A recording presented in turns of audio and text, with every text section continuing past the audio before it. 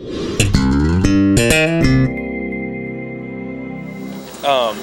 you, the one thing I want to know is about Nico Creamer. You know, you redshirt him, you want to get his body right. Where is he in terms of coming along and learning everything in that position? Because, I mean, I guess you first really started playing that last year.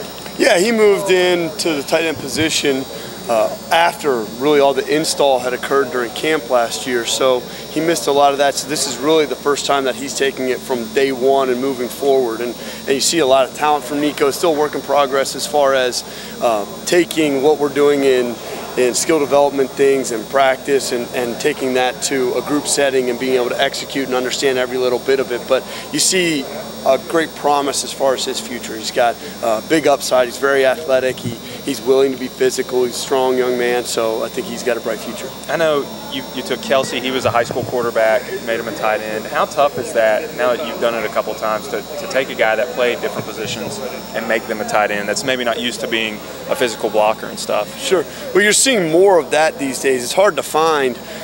When you go out there and you look at recruiting, it's very difficult to find true tight ends that had the full skill set of what you're looking for.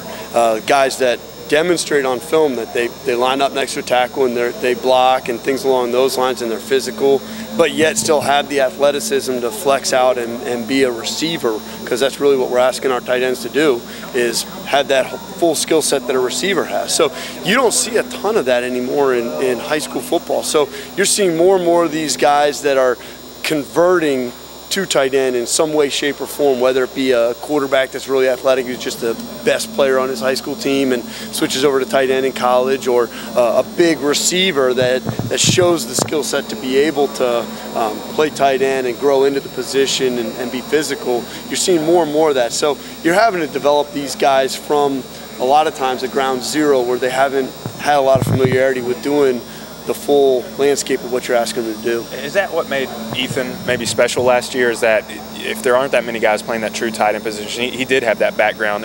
I guess how much easier is that for a guy like that, just to step in and at least be more comfortable and know what to do immediately? Well, it's going to be less of a learning curve in some way, shape, or form. And don't get me wrong, that's what we want. We'd love to be able to continually recruit guys that have played that position and demonstrated the full skill set. It's just hard to find because there aren't a ton of them. But that certainly played a big part in Ethan's transition, and a quick transition, because he had lined up as a true wide tight end and blocked the defensive end across from him, and yet still had the athleticism and had lined up as receiver. So having done that for a number of years, it obviously is going to make it a quicker transition than somebody that's never had to line up and go nose to nose with the defensive end before. And where have you seen his biggest jumps? Even in, I know it's no pads, 2 days of practice, but he looks physically, I mean, I think he's had a great offseason as far as in the weight room. I mean, his body looks different than it did when he first walked in the door. His weight really isn't very much different, but it's a different distribution, that's for sure. And so that's a big step for him. And obviously, this being the third time he's going through an install, it's much more the finer details. It's not, okay, I have a stick route on this play. It's the fine details of, you know, making sure that my release is tight, making sure that I'm getting the proper release off of that linebacker. Those type of things it's the smaller, minute things that he is way ahead on now, which is great. And looking forward to seeing him continue to progress that way. Appreciate it.